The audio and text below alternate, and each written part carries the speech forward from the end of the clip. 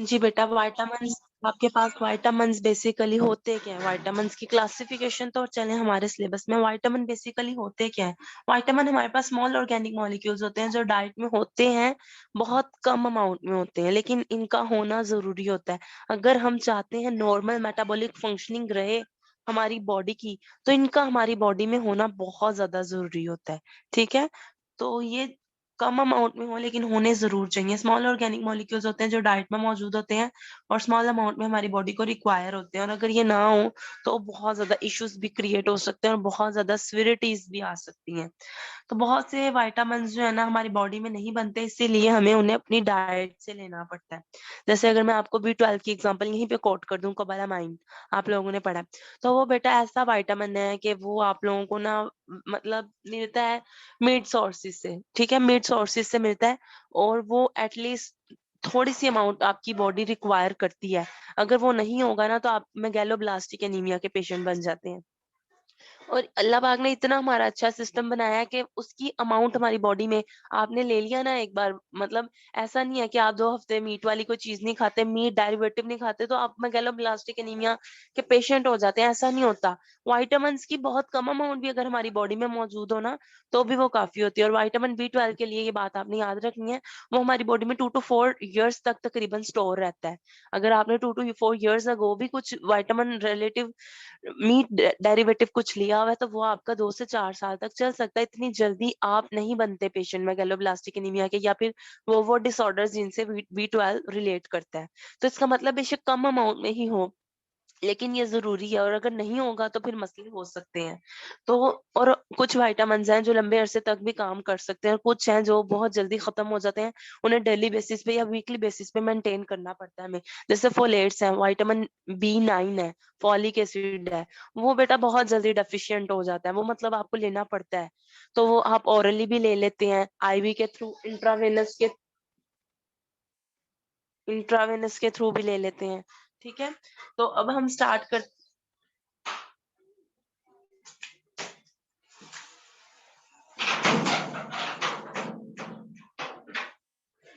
अब हम क्लासिफिकेशन पे मूव करते हैं। मैंने आप लोगों को बताया था कि जब हम विटामिन्स की क्लासिफिकेशन करते हैं तो ये 2 तरह से की जाती है। एक फैट सोलुबल होते हैं और एक वाटर सोलुबल होते हैं। अब आप लोगों को इतना बेसिक MCQ अगर पूछा जाए तो वो आपका गलत नहीं होना चाहिए। तो मैंने आप लोगों को कैसे बताया था, कैसे याद रखना है आप लोगों ने वाटर सोलुबल विटामिन्स को?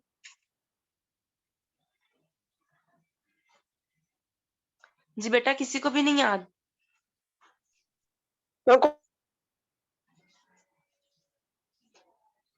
मैंने आपको कहा था आपने क्वेश्चन रिपीट बस के करना। थ्रू याद रख लेना है जी, मतलब BC। वैसे तो बस ऐसा आता है, लेकिन आप BC से याद रख लें कि पानी में बस डूब सकती है ना, मतलब यूं माइंड में लाए कि एक बस पानी में डूब गई है, क्योंकि विटामिन माइंड से ही निकल जाते हैं। पानी में कौन कौन सा सॉल्युबल होता है, फैट में कौन कौन सा है। ठीक है, कुछ हद तक ये रेडिकुलस मूवमेंट्स हैं और मतलब अजीब सी चीजें हैं, लेकिन निमोनिक मैंने आपको कहा आपकी हेल्प करेंगे। सिलेबस ज्यादा है तो आप लोगों को इसको स्मार्ट स्टडी के थ्रू ही प्रिपेयर करना है। तो बस पानी में डूब जाती है, यूं याद रखें, B और C। अब बी के भी इतने सारे डेरिवेटिव्स हैं जो बी कॉम्प्लेक्सेस में आते हैं सारे, वो सारे के सारे, और सी मतलब विटामिन बी कॉम्प्लेक्सेस सभी के सब और सी सारे आते हैं वाटर सोलुबल कैटेगरी में, और बाकी जितने बच जाते हैं वो सारे आते हैं फैट सोलुबल कैटेगरी में। अब बेटा फैट सोलुबल में कौन कौन सा आता है? A, D, E और K। अब ये बात आपको भूलेगी नहीं। वाटर सोलुबल को भी हमने डिवाइड किया किस तरह से, कुछ है विटामिन बी और कुछ है विटामिन सी। तो विटामिन सी एक तरफ कर दें। अब बी भी कुछ इस तरह के हैं जो हमारे एनर्जी रिलीजिंग है, जिनका काम है हमें एनर्जी देने के लिए, और कुछ है बेटा जो हिमेटोपोइटिक रोल प्ले करते हैं।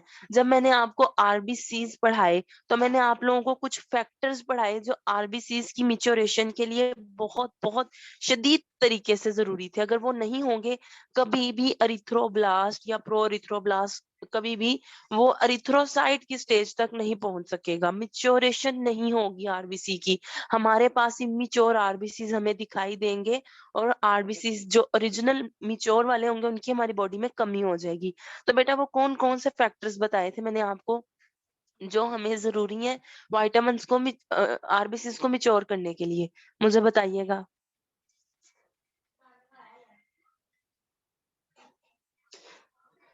ना मुद्दे मैम सर आप बताएं। विटामिन B12 और फोलिक एसिड। चलें ठीक है, शाबाश। हमने पढ़ा था बेटा कि कौन-कौन से फैक्टर इरिथ्रोपॉइसिस के लिए ज़रूरी होते हैं। विटामिन बी12 ज़रूरी होता है, विटामिन बी9 भी ज़रूरी होता है, विटामिन सी भी ज़रूरी होता है, ठीक है? आयरन ज़रूरी होती है, कुछ हार्मोन्स जैसा कि testosterone, ACTH, cortisol, thyroid hormone ज़रूरी होते हैं, इंट्रिंसिक फैक्टर ज़रूरी होता है। फॉलिक एसिड तो हमने कर लिया, बी9 ज़रूरी होता है। तो ये सारे क्या हैं, कुछ हार्मोन्स, कुछ विटामिन्स आपके पास हीमेटोपोइटिक है। हीमेटोपोइटिक का मतलब एनर्जी रिलीज़ कराने में नहीं ज़्यादा उनका रोल है हमारे ब्लड सेल्स की फॉर्मेशन में, हमारे ब्लड को मेंटेन रखने में। ब्लड किस तरह से बनता है, प्लाज्मा और ब्लड सेल से। तो इसका मतलब हीमेटोपोइटिक एक्टिविटी परफॉर्म करता है बी9 और बी12। इसका आप लोगों ने मेजर एमसीक्यू याद रखना है, बी9 और हाँ बी12। जी। और आप लोगों ने एनीमियाज में भी यही दो विटामिन्स पढ़े हैं, जो कि इन्हीं की कमी की वजह से आपको मेगालोब्लास्टिक एनीमियाज और बाकी कुछ एनीमियाज है जो इनकी डेफिशिएंसी से एसोसिएट करते हैं। और कुछ हैं बी1, बी2, बी3, बी5, बी7 और बी6। ये सारे क्या है, एनर्जी रिलीजिंग कैटेगरी में आते हैं, ठीक है? अब हमने इनको डिवाइड तो कर दिया कि कुछ आपके ऐसे हैं जो फैट सोलुबल है और कुछ है जो वाटर सोलुबल है। बेटा हमने फर्क किस तरह से करना है, फैट सोलुबल की भी क्या ऐसी क्वालिटीज हैं कि हमने उनको डिफरेंशिएट करना है देन वाटर सोलुबल से। तो आप लोगों ने याद रखना है जितने भी फैट सोलुबल विटामिन होते हैं ना, ए और के, ये तो हम डिस्कस कर चुके हैं कि ए, डी, ई और के हैं फैट सोलुबल। ये सारे फैट सोलुबल होते हैं, ये बात आपको पता है। इनको अपनी एब्जॉर्प्शन के लिए बाइल सॉल्ट्स चाहिए होते हैं और ये हमारे लिवर में स्टोर हो सकते हैं, ठीक है? और ये नॉर्मल कुकिंग में स्टेबल रहते हैं बिल्कुल, क्योंकि फैट सोलुबल होते हैं और फीसिस के थ्रू एक्सक्रीट होते हैं। जबकि जो वाटर सोलुबल होते हैं, ये वाटर सोलुबल होते हैं, पानी में सोलुबल होते हैं। और ये बेसिकली इनकी जो है ना, स्टेबिलिटी और स्टोरेज, उसपे थोड़ा-सा वो आता है। स्टोरेज का इनका ये सीन होता है कि इनमें से हर कोई स्टोर नहीं हो सकता, ठीक है? विटामिन बी12 को हम स्टोर कर सकते हैं। अभी रियली फर्स्ट मैंने आप लोगों को क्या एमसीक्यू डिस्कस किया आपके साथ बी12 का, बताएँ ज़रा मुझे? 3 to 4 years तक रह सकता है जी, हमारी शाबाश। तो बॉडी। ये बात मैंने बेटा इसीलिए आपको बताई है ना, क्योंकि यहाँ पर ये बात आनी थी कि एक्सेप्ट बी12 अदर्स आर नॉट स्टोर्ड। कम से कम इतने लंबे अरसे के लिए तो हम किसी विटामिन को स्टोर नहीं कर सकते। लेकिन आपने देखा होगा जो नॉन वे वो होते हैं, मतलब जो लोग बिल्कुल ही वेजन्स होते हैं, वो मीट नहीं यूज़ करते, तो इतनी जल्दी नहीं ऐसा होता कि वो मेगालोब्लास्टिक एनीमिया का शिकार हो जाएँ। उनमें हमें साइंस दिखने शुरू हो जाएँ।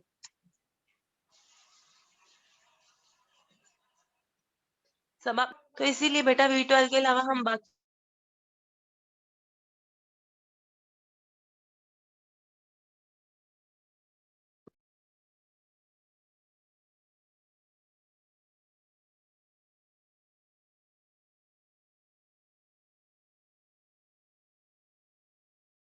था। तो मैं आप लोगों को बता रही थी कि water soluble vitamins easily body से एक्सक्रीट हो जाते हैं, जबकि इसके कंपैरिजन में मैं बात करूं तो वो बहुत इशू क्रिएट करते हैं, क्योंकि उनकी एक्सक्रीशन बहुत ज्यादा डिफिकल्ट होती है, ठीक है? इसीलिए इसके वर्सेस अगर हम उसकी बात करें फैट सोल्युबल की, तो उनकी एक्सक्रीशन थोड़ी सी मुश्किल है। उसमें से कुछ क्लासेस ऐसी हैं, कुछ विटामिन्स ऐसे हैं जो टॉक्सिसिटी भी कॉज कर सकते हैं। तो मतलब वो इतनी आसानी से नहीं एक्सक्रीट होते बॉडी से। और अगर यहाँ पर एक और डिफरेंस भी आप मेंशन कर सकते हैं कि जो हमारे पास वाटर सोल्युबल विटामिन्स है ना, इनकी काफी क्लासेस ऐसी हैं। बी12 की तो बी कॉम्प्लेक्सेस तो काफी ऐसे हैं जो कोएंजाइम्स के तौर पे काम करते हैं। लेकिन आप अगर फैट सोल्युबल की मैं बात करूं तो फैट सोल्युबल में सिर्फ एक विटामिन के ही है जैसे कोएंजाइम एक्टिविटी परफॉर्म कर सकता है, बाकी नहीं कोई करता। Vitamin E, vitamin A, vitamin D, ठीक है? तो इसमें के वाला जो है विटामिन के, वो ज़्यादा अच्छा एज़ ए कोएंजाइम काम करता है। और यहाँ पर बेटा आपके बी कॉम्प्लेक्सेस सभी के सभी तकरीबन अच्छे बी कॉम्प्लेक्सेस सबके सभी एज़ ए कोएंजाइम काम कर सकते हैं, ठीक है? अभी तक तो हमने सारी जनरल डिस्कशन की है। अब ये बेटा सारी की सारी आपके पास है बायोलॉजिकल इम्पोर्टेंस। ये अगर जनरल आपको पता होगी तो आप लोगों को स्पेसिफिक भी ज़्यादा अच्छे से समझ आ जाएगी। तो इसमें जनरल में क्या है आपके पास कि विटामिन्स एसेंशियल होते हैं हमारी ग्रोथ के लिए, रिप्रोडक्शन के लिए, मेंटेनेंस के लिए, एनर्जी प्रोडक्शन के लिए। उसके अलावा नॉर्मल कलर विजन के लिए, जैसे विटामिन ए हम पढ़ेंगे कि वो नॉर्मल कलर विजन के लिए बहुत ज़्यादा ज़रूरी होता है। ब्लड क्लॉटिंग के लिए मैंने आप लोगों को ब्लड पढ़ाते हुए पढ़ाया था कि आपके 4 फैक्टर्स होते हैं जो कि विटामिन के डिपेंडेंट होते हैं। अगर विटामिन के नहीं होगा तो ब्लड वो 4 फैक्टर्स नहीं काम करेंगे। जब वो 4 फैक्टर्स नहीं काम करेंगे, ब्लड कोआगुलेशन नहीं होगी। कोआगुलेशन नहीं होगी मतलब क्लॉटिंग नहीं हो रही। ठीक है बेटा? तो रिलेटेबल चीज़ है ना ये, देख लें आपके ब्लड से रिलेट कर रहा है ये एमसीक्यू। तो विटामिन के डिपेंडेंट, विटामिन के सारा काम करता है ब्लड क्लॉटिंग के लिए। उसके अलावा बोन फॉर्मेशन में आपका विटामिन डी आ जाता है, मेंटेनेंस ऑफ मेम्ब्रेन स्ट्रक्चर में आपके 1 से 2 विटामिन्स आ जाते हैं। उसके अलावा बहुत से विटामिन्स हैं वाटर सोल्युबल जो कोएंजाइम के तौर पे काम करते हैं। बहुत से नहीं, विटामिन बी कॉम्प्लेक्सेस में आप लोगों ने सारे मतलब याद रख लेने हैं। और अगर फैट सोल्युबल की बात की जाए तो सिर्फ और सिर्फ विटामिन के। उसके अलावा ए और डी जो है वो स्टीरॉयड हार्मोन के तौर पे काम करती हैं। अगर फैट सोल्युबल विटामिन्स की डेफिशिएंसी हो जाए तो नाइट ब्लाइंडनेस हो सकती है। नाइट ब्लाइंडनेस किस फैट सोल्युबल की वजह से होगी? ऑफ कोर्स विटामिन ए की वजह से। स्केलेटल डिफॉर्मेशन किसकी वजह से होगी? विटामिन डी की वजह से। हेमरेजेस और हेमोलिसिस क्यों होगी? इसमें आपके पास 2 विटामिन्स आ जाते हैं। उसके अलावा deficiency of water soluble vitamins beriberi को प्रोड्यूस कर देते हैं। ग्लोसाइटस, ग्लोसाइटस क्या होता है बेटा? किसी को कोई आइडिया? टंग की इन्फ्लेमेशन। जी, टंग की इन्फ्लेमेशन, शाबाश। एक टर्म आएगी बेटा आगे किलोसिस। उसमें ना आपके लिप्स पे मतलब लिप्स इंजरीज हो जाती हैं, लिप्स क्रैक हो जाते हैं। आपके जो लिप मार्जिन्स होते हैं ना वो खराब हो जाते हैं, इतने ज्यादा इन्फेक्शियस दिखाई देते हैं, इवन फील भी होते हैं और उसके अलावा पेन भी होती है। तो वो किलोसिस होती है कंडीशन। आएगी आगे, मैं आपको दिखाऊंगी। किलोसिस, CHEIOLIS, किलोसिस होता है। तो ऐसे ही ग्लोसाइटस, ग्लोसाइटस यूज होता है आपकी टंग के लिए, इन्फ्लेमेशन ऑफ टंग। और जो किलोसिस है वो लिप्स की उसी तरह की कंडीशन हो जाती है। उसके अलावा माइक्रो पेलेग्रा पेलेग्रा नायासिन में हम पढ़ेंगे अभी microcytic anaemia, megaloblastic anaemia B9 और B12 की वजह से, सकरवे विटामिन सी की कमी की वजह से हो जाता है। ठीक है? उसके अलावा कुछ विटामिन जो है वो एज ए ड्रग एनालॉग भी काम कर सकते हैं। जैसा कि फोलिक एसिड एनालॉग काम करता है कुछ एंटी कैंसर एजेंट्स के तौर पे और एंटीबायोटिक्स के तौर पे। ठीक है? तो ये अब हम स्टार्ट करते हैं। आप लोगों को बेटा इनके अल्टरनेट नेम्स पता होने चाहिए। विटामिन बी जो है आपके पास उसके कॉम्प्लेक्सेस में आपके पास B1, B2, B6, B5, B9, B12, ठीक है? ये सारे आ जाते हैं। थायमिन को हम विटामिन B1 भी कह सकते हैं। राइबोफ्लेविन विटामिन B2 होता है। उसके अलावा आपके पास नायासिन आ जाता है। नायासिन के अलावा pyridoxine, biotin, folic acid, cyanocobalamin, pantothenic acid. जो आपका बायोटीन होता है ना, इसे विटामिन एच भी कहते हैं हम। ये एमसीक्यू आप लोगों ने याद रखना है, ये पास पेपर का एमसीक्यू है। विटामिन एच किस विटामिन को कहते हैं? तो विटामिन B7 यानी बायोटीन को ही हम क्या कह सकते हैं? बायोटिन कह सकते हैं। तो B1 थायामीन होता है, B2 राइबोफ्लेविन होता है, B3 नायासिन होता है, देन B4 नहीं होता, B5 होता है pantothenic acid, then B6 pyridoxine, then B7 जिसको हम बायोटिन या विटामिन एच कहते हैं, देन B7 के बाद 8 नहीं है, 9 है। 9 को फॉलिक एसिड कहते हैं, देन 9 के बाद 12 है कोबालामाइन। ठीक है? आपने बेटा इसको सीक्वेंस से याद रखना है। जी आयशा, आप अगर हैं लेक्चर में तो रिपीट करें कौन कौन से विटामिन के क्या क्या नाम है? Ma'am vitamin B1 thiamine, B2 riboflavin, B3 niacin, B6 pyridoxine, B7 biotin और विटामिन H भी इसी को कहते हैं, और B5 पेंटोथेनिक एसिड, और B12 सियानोकोबालामाइन और B9 को फोलिक एसिड। ठीक है, शाबाश। बेटा यहाँ एक चीज का आपने ख्याल रखना है, ये थायमीन है, एक थाइमीन होती है। Thymine is a nitrogenous base जो आपके पास आती है ना, guanine, cytosine, adenine, thymine, uracil. तो वो नाइट्रोजीनियस बेसिस हैं। तो आप लोगों को इस तरह से भी एमसीक्यू दिया जा सकता है और ये इस तरह का एक एमसीक्यू आया भी हुआ है और स्टूडेंट्स हो जाते हैं कंफ्यूज। तो आप लोगों ने दोनों तरह से, जब आपको कुछ नाइट्रोजीनियस बेसिस के लिहाज से कोई एमसीक्यू है तो वहां स्पेलिंग जरूर चेक किया करें कि ये थाइमीन है या थायामीन है। और जब विटामिन के लिए है तब भी आपने देखना है एक बार ये थाइमीन है या थायामीन है। जैसे मैंने आपको बताया था एक रेनिन है, एक रेनिन है। रेनिन आप लोग पढ़ते हैं जो डबल एन वाला है, वो बायोकेमिस्ट्री में वो मिल्क से रिलेटेड है, मिल्क प्रोडक्शन, मेमोरी ग्लैंड से रिलेटेड, उसकी डाइजेशन से रिलेटेड। और रेनिन जो है दूसरा सिंगल एन वाला, वो आपकी किडनी से रिलीज होता है। बेसिकली वो आपके ब्लड प्रेशर कंट्रोलर के तौर पे यूज होता है। ठीक है? चलिए अब हम बेसिकली स्टार्ट करते हैं फाइनली अपने विटामिन्स को। हमने जस्ट अभी तक नेमिंग देखी है। सबसे पहले आपके पास आ जाता है विटामिन बी कॉम्प्लेक्स। ठीक है? बी कॉम्प्लेक्स में हमारे पास हमने कहा थाइमीन आता आता है, थायामीन आता है, राइबोफ्लेविन, नायासिन मतलब B3 आता है, उसके बाद B5 पेंटोथेनिक एसिड आता है, B6 पायरिडॉक्सिन आता है, B7 biotin, then B9 folic acid, then B12 cyanocobalamin. अब यहाँ पे एक और एमसीक्यू आप लोग रिमाइंडर रखें, जैसे-जैसे मतलब आप लोगों को मैं बताती जा रही हूँ, नोट करते जाएँ आप लोग चीज़ें माइंड में भी और जैसे भी बुक्स पे करनी है। आप लोगों का एक ही विटामिन होता है जो मेटल कंटेनिंग होता है, कोबाल्ट कंटेनिंग विटामिन मतलब ऐसे एज़ सच हर विटामिन में मेटल नहीं मौजूद होता, लेकिन आपका जो साइनोकोबालामाइन है इसमें कोबाल्ट होती है मौजूद। तो मेटल कंटेनिंग विटामिन कौन-सा होता है? साइनोकोबालामाइन और मेटल कौन-सा होता है उसमें? कोबाल्ट, ठीक है? ये एमसीक्यू आप लोगों ने याद रखना है। अब अगर हम थायमीन पे आते हैं, थायमीन आपके पास बी कॉम्प्लेक्सेस की फैमिली में हम शुरू ही यहाँ से करते हैं बात अपनी, ठीक है? केमिस्ट्री इसकी क्या होती है? हीट लाइबाइल सल्फर कंटेनिंग विटामिन है, पायरिमिडीन रिंग होता है, थायाज़ोल रिंग होता है इसमें और मिथाइलिन ब्रिजेस के थ्रू जुड़ा होता है और अल्कलाइन सेंसिटिव होता है। आज तक आप लोगों को एज़ सच इस तरह का एमसीक्यू नहीं पूछा गया। आप लोगों से सोर्सेज़ पूछे जाते हैं, अगर हद से ज़्यादा कोई अजीब ही एग्जामिनर हो तो वो आपसे डेली रिक्वायरमेंट भी पूछ सकता है, ठीक है? मतलब पूछी जा सकती है कि डेली रिक्वायरमेंट क्या है? अगर और किस यूनिट में ली जाती है, विटामिन डी की ही पूछी जाती है सबसे ज़्यादा, वो हम उसमें देख लेंगे, लेकिन बाकियों की भी पूछी जा सकती है। तो डेली रिक्वायरमेंट और उसके अलावा biochemical actions, sources, deficiency related disorders, ये सारे आपसे पूछे जाते हैं। तो केमिस्ट्री क्या थी उसकी ये मोस्टली नहीं पूछा जाता, लेकिन स्लाइड्स में ऐड करने का मकसद यही है कि एटलीस्ट आपकी नज़र से बात गो थ्रू हो जाए।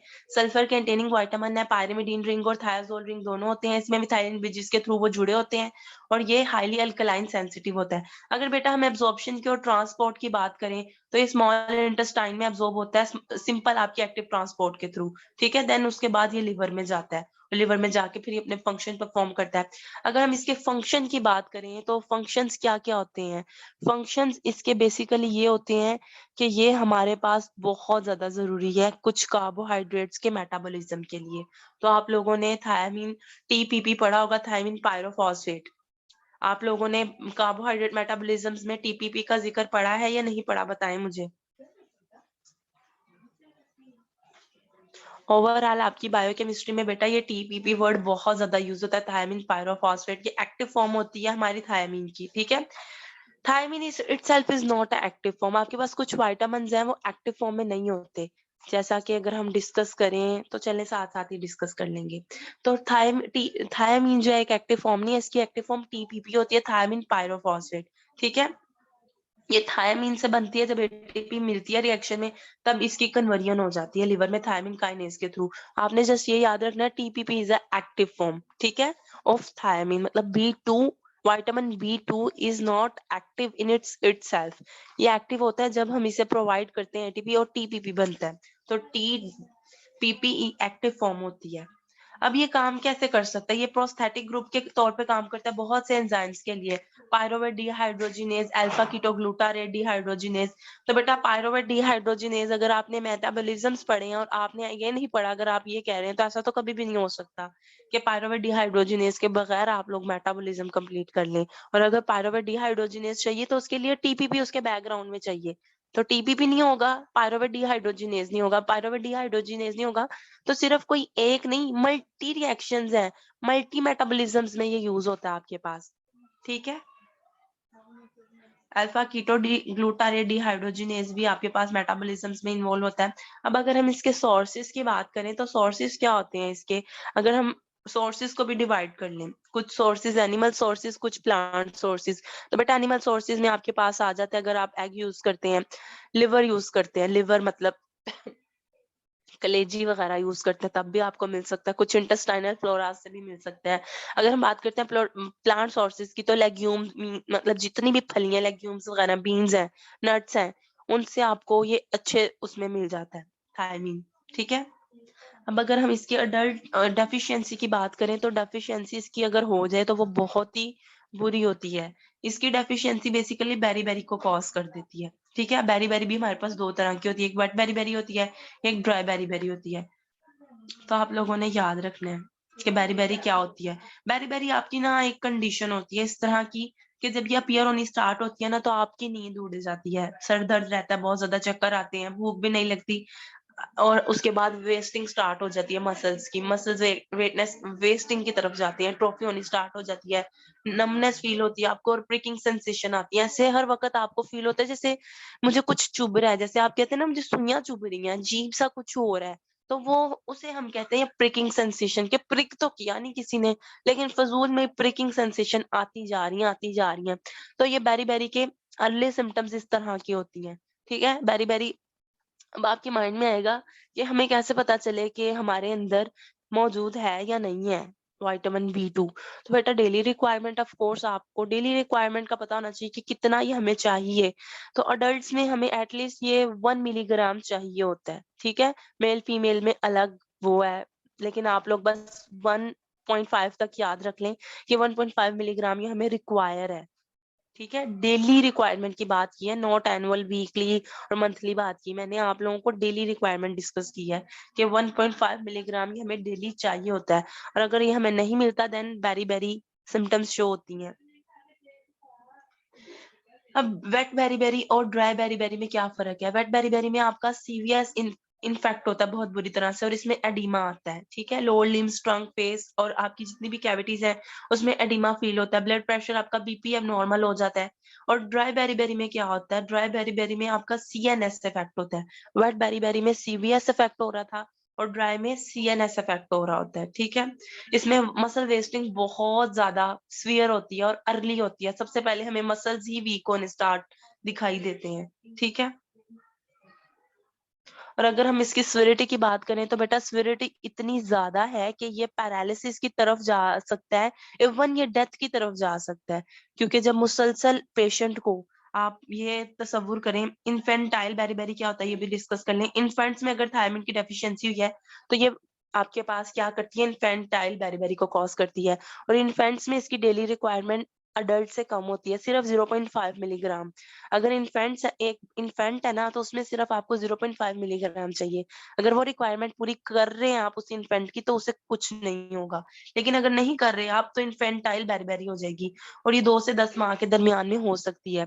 बच्चों में इसके साइंस कैसे शो होते हैं? उनका भी सीवियस बहुत बुरी तरह से इफेक्ट करता है, उनको सांस लेने में मसला होता है। आप दूध पिलाते हैं, दूध बाहर आ जाता है, वॉमिटिंग होती है, टैकीकार्डिया होता है और झटके लगते हैं, कन्वलियंस होते हैं। ठीक है, बच्चों में।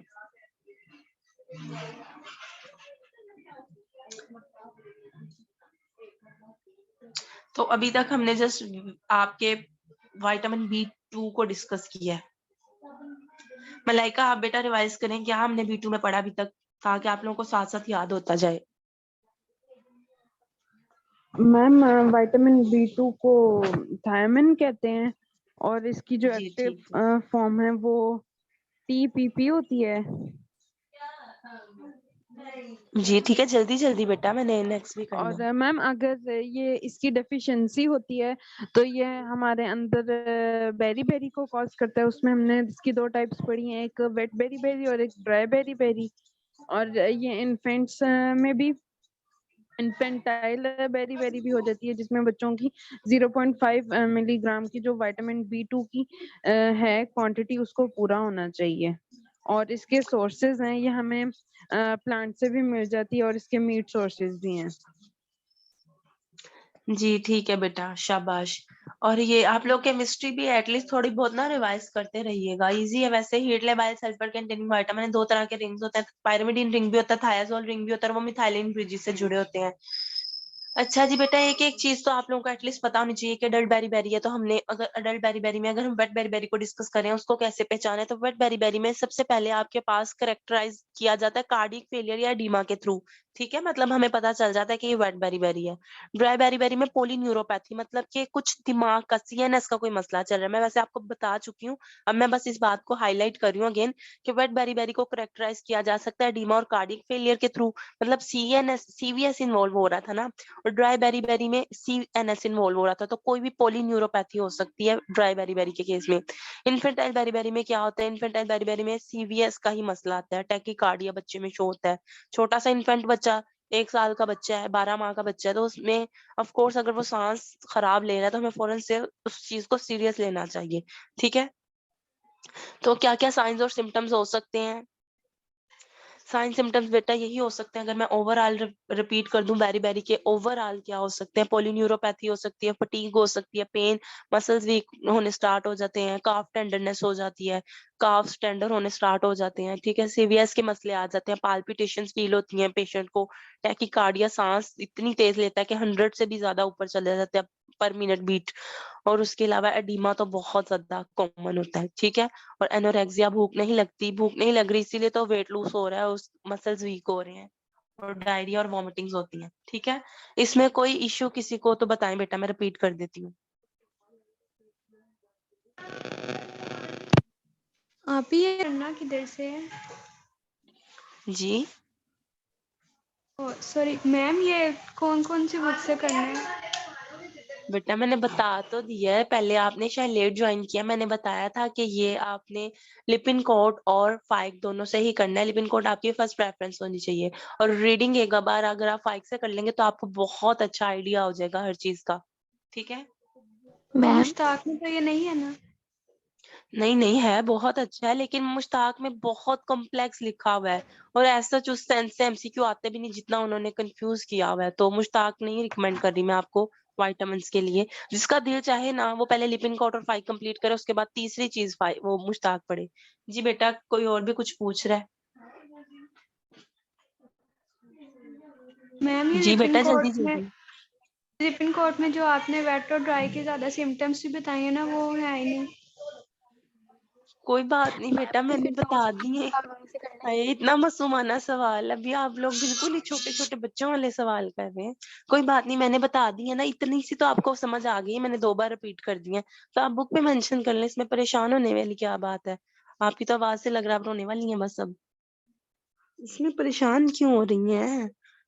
बेटा जो चीज नहीं होती वो नोट, पायरोवेट और लैक्टेट वगैरह की डेफिशिएंसी हो जाए, अभी हमने कहा पायरोवेट डिहाइड्रोजिनेज के लिए ये बहुत ज्यादा जरूरी है, तो बेटा जब थायमिन कम हो जाएगा ना, पायरोवेट डिहाइड्रोजिनेज भी कम हो जाएगा, और पायरोवेट डिहाइड्रोजिनेज ने जितने काम करने थे ना, जितने भी काम करने थे फर्दर, वो नहीं कर सकेगा, तो उसकी वजह से सारी फिर मतलब न्यूरोपैथीज उसी की वजह से होंगी। तो बेसिकली आपने याद इस चीज को बिल्कुल नहीं भूलना कि आपके पास बहुत से एंजाइम्स हैं, टीपीपी आपके पास ऐसा मतलब ऐसी फॉर्म है जो बहुत से एंजाइम्स के लिए जरूरी है, जैसे मैंने आप लोगों को बताया है कि पायरोवेट डिहाइड्रोजिनेज के लिए जरूरी है, अल्फा कीटोग्लूटारेट डिहाइड्रोजिनेज के लिए जरूरी है, तो अगर वो नहीं होगा, ये नहीं होंगे, ये नहीं होंगे, तो ये जितने मैकेनिज्म्स और जितने मेटाबॉलिज्म्स में इन्वॉल्व थे उन सभी को सीज कर देगा, ठीक है। देन आपके पास आ जाता है राइबोफ्लेविन।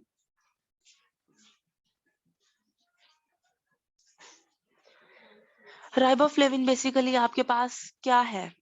ये भी एक हमारे पास बी कॉम्प्लेक्सेस में ही आता है, ठीक है। बी कॉम्प्लेक्सेस में बेसिकली आपके पास आता है विटामिन बी2 होता है, जो पहले हमने किया है डिस्कस, वो बी1 था। बी2 में अब इसकी केमिस्ट्री की बात करें तो ये भी कुछ हेट्रोसाइक्लिक आइसो एलेक्साइन रिंग्स होते हैं, और रिबिटोल होती है इसमें। अब रिबिटोल क्या होती है मुझे कोई बता दे, मैंने फर्स्ट लेक्चर जब आपको बायोकेमिस्ट्री का दिया था तब बताया था, व्हाट इज रिबिटोल?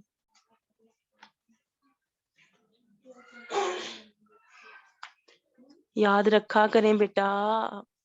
मैम जब राइबोज की रिडक्शन होती है तो चले मैं ना आप लोगों को वो इंट्रोडक्टरी जितने भी बायोकेमिस्ट्री के लेक्चर थे ना, आप लोगों ने तो अभी मेटाबॉलिज्म्स के लेक्चर लिए ना, आई थिंक आपकी अभी तक इंट्रोडक्शन नहीं क्लियर हुआ है, वो मैं आप लोगों को फिर रिकॉर्डिंग शेयर कर दूंगी उन लेक्चर्स की, वो आप लोगों ने सुन लेनी है। तो ये तो जरूरी चीज है, आप लोगों को मैनिटोल रिबिटोल सभी का पता होना चाहिए। राइबोफ्लेविन की अगर हम एब्जॉर्प्शन और ट्रांसपोर्ट की बात करें, स्मॉल इंटेस्टाइन में एब्जॉर्ब हो जाती है। फंक्शंस की बात करें, अगर हम मतलब बहुत स्पेसिफिकली भी बात करें, तो बेटा जहां भी आपको दिखाई देना एफएडी की ऑक्सीडेशन रिडक्शन की बात हो रही है, एफएमएन की ऑक्सीडेशन रिडक्शन, मतलब flavin mononucleotide, flavin adenine dinucleotide, तो आपने आंखें बंद करके बी2 को चूज कर लेना है, ठीक है। मतलब के बी2 का बेसिकली बायोकेमिकल एक्टिविटीज में सबसे पहला काम जो आता है ना, वो एफएडी के लिए ही आता है, कि ये दो राइबोफ्लेविन दो कोएंजाइम्स बनाता है, एफएडी और एफएमएन। और फिर एफएडी कहाँ कहाँ इन्वॉल्व है ये तो मुझे आपको बताने की जरूरत नहीं है, अभी अभी आप लोगों ने क्रेब्स साइकिल पढ़ा है, सारे मेटाबॉलिज्म्स पढ़े हैं। जब भी बेटा सक्सिनेट से फ्यूमारेट की तरफ जाना हो हमने, तो एफएडी चाहिए होता है। पायरोवेट से एसिटाइल कोए की तरफ जाना है, उस कन्वर्जन में चाहिए होता है। फैटी एसाइल कोए को चेंज करना है हमने किसी अनसैचुरेटेड फॉर्म में, तब हमें ये चाहिए होता है, ठीक है। और एफ एम एन कहाँ पर चाहिए होता है, ये तो बीएसएन का फेवरेट एमसीक्यू है, क्योंकि बेटा आप लोगों की बायोएनर्जेटिक्स भी इन्वॉल्व है, एएचएस की तो नहीं इन्वॉल्व। तो आप लोगों को तो ये चीज बिल्कुल नहीं भूलनी कि एफएमएन का क्या काम होता है। साइटोक्रोम सी रिडक्टेज का कंस्टिट्यूएंट होता है, ठीक है, एफएमएन, फ्लेविन मोनोन्यूक्लियोटाइड जो होता है। तो आपके पास एफएमएन और एफएडी का जो रिलेटेड एमसीक्यू है उसकी ऑप्शन आपने बी2 ही चूज करनी है, विटामिन बी2। ठीक है, vitamin बी2 is called riboflavin. Riboflavin के बायोकेमिकल एक्शंस दो इंपॉर्टेंट, एफएडी और एफएमएन बनाना। ठीक है, एफएडी क्या क्या काम करता है ये पता होना चाहिए आपको। बायोकेमिस्ट्री से रिलेटेड चीज है सारी। एफएमएन क्या काम करता है या किसका कंस्टिट्यूएंट होता है, साइटोक्रोम सी रिडक्टेज का, ये बात आपको पता होनी चाहिए। सोर्सेज क्या होते हैं, अगर सोर्सेज की बात करें हम, इसके भी वही सोर्सेज, एनिमल सोर्सेज तो सभी के सेम होते हैं, meat, egg, liver. Plant sources इसके भी वही होते हैं, वेजिटेबल्स वगैरह, होल ग्रेन्स अगर आप खा लें कोई भी। अब इसकी डेफिशिएंसी क्या क्या कॉज कर सकती है, ओरल, फेशियल और ऑक्यूलर लेयंस को कॉज कर सकती है, एंगुलर स्टोमाइटिस कॉज कर सकती है। एंगुलर स्टोमाइटिस भी यही होता है, लेयंस बन जाते हैं कॉर्नर्स ऑफ माउथ पे बेसिकली। किलोसिस क्या होती है, ये किलोसिस मैंने आपको बता दिया कि क्रैक्ड लिप्स होते हैं, आप रेड स्वोलन होते हैं, और उसके अलावा साइड्स आपके मार्जिन्स जो होते हैं, लिप मार्जिन्स बहुत ज्यादा खराब हो जाते हैं। किलोसिस में इन्फेक्शन डायरेक्ट वहीं पर होता है। ठीक है, कॉर्निया की वेस्कुलराइजेशन हो जाती है, कंजंक्टिवा की हो जाती है, और ब्लड शॉट आईज, मतलब ऐसे लगता है जैसे आंखों में खून उतर है, इतनी लाल आंखें हो जाती हैं।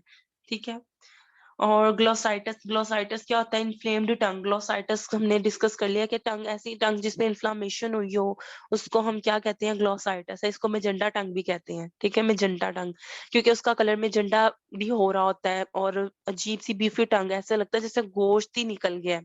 तो उससे बीफी टंग भी कुछ इसी तरह की होती है। तो ये सारी बीफी टंग, ग्लोसाइटिस और मेजेंटा टंग सारी एक ही तरह की सेंस देती हैं। तो ये आप लोगों ने याद रखना है कि किलोसिस मेजेंटा टंग आ जाती है इसमें। उसके अलावा डिस्बेशियास भी आ जाते हैं, कि बेसिकली आपके नोज और ईयर्स के जो फोल्ड्स होते हैं ना, वहां पे फिशर्स आने स्टार्ट हो जाते हैं, क्रैक्स आ जाते हैं। आईज की क्या कंडीशन होती है, मैंने आपको बता दिया कि कॉर्निया की वेस्कुलराइजेशन होने की वजह से आपकी विजुअल एक्विटी जो होती है वो कम हो जाती है, देखने की सलाहियत पे असर होता है। ठीक है, तो ये बी, जो आपका बी2 है ना, ये सबसे कम इस खाते में आता है कि इसमें से एमसीक्यू आ सके, बहुत ही रेयर